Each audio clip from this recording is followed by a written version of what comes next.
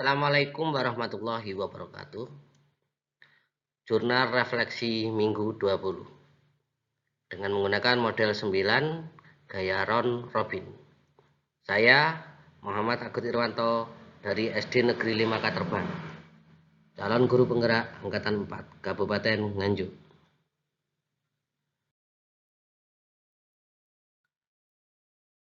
Satu, apa hal yang paling Anda kuasai setelah pembelajaran hari ini? Mengapa Anda merasa hal tersebut bisa membuat Anda sangat menguasainya?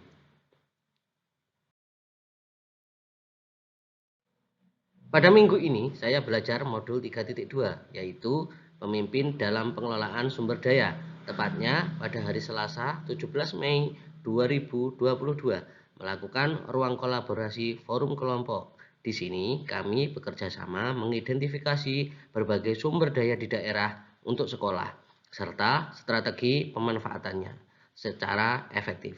Dilanjutkan dengan refleksi terbimbing dan demonstrasi kontekstual. Hal yang paling saya kuasai setelah pembelajaran hari ini yaitu saya dapat mengidentifikasi 7 aset sekolah, baik sekolah sendiri maupun dapat mengetahui aset sekolah rekan CGP yang lain. Adapun aset sekolah yang pertama yaitu modal manusia. Modal manusia yaitu sumber daya manusia yang berkualitas. Investasi pada sumber daya manusia menjadi sangat penting yang berhubungan dengan pendidikan, kesehatan, kesejahteraan, dan harga diri seseorang. Pemetaan modal atau aset individu merupakan kegiatan menginventaris pengetahuan, kecerdasan, dan keterampilan yang dimiliki setiap warganya dalam sebuah komunitas. Atau dengan kata lain, inventarisasi perorangan dapat dikelompokkan berdasarkan sesuatu yang berhubungan dengan hati, tangan, dan kepala, seperti kepala sekolah, guru, murid, staf atau tenaga kependidikan, komite sekolah, orang tua. Ini merupakan aset sekolah dari modal manusia. Kemudian selanjutnya yaitu modal sosial. Modal sosial yaitu norma dan aturan yang mengikat warga masyarakat yang ada di dalamnya dan mengatur pola perilaku warga. Juga unsur kepercayaan atau trust dan jaringan networking antara unsur yang ada di dalam komunitas atau masyarakat. Selanjutnya yaitu modal fisik. Modal fisik terdiri atas dua kelompok utama, yaitu bangunan yang bisa digunakan untuk kelas atau lokasi melakukan proses pembelajaran, laboratorium, ruang pertemuan, ataupun pelatihan. Infrastruktur atau sarana prasarana mulai dari saluran pembuangan, sistem air, mesin, jalan, jalur komunikasi, sarana pendukung pembelajaran, alat transportasi, dan lain-lain.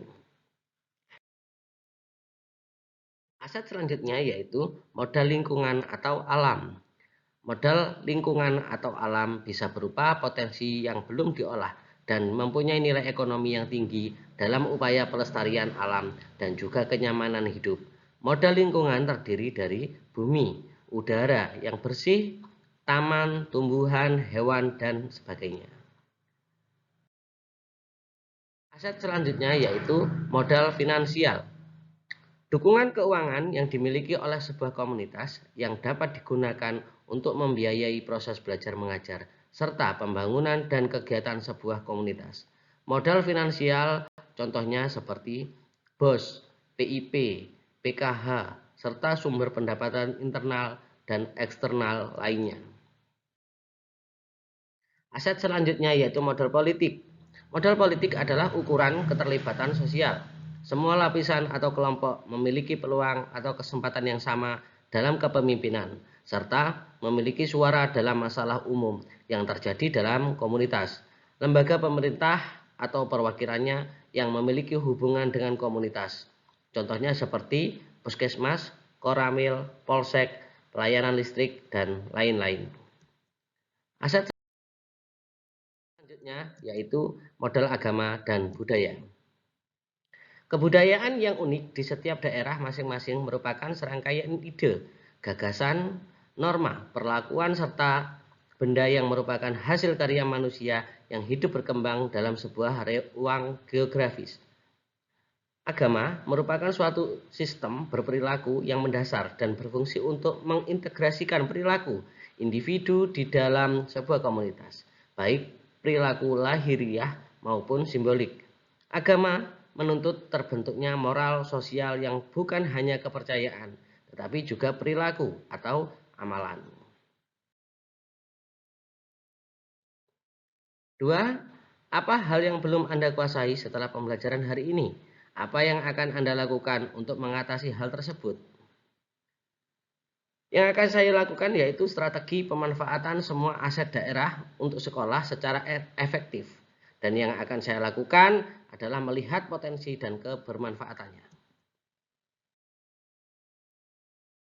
3. Apa hal yang masih membingungkan Anda dari pembelajaran hari ini? Ceritakan hal-hal apa saja yang membuat hal tersebut membingungkan.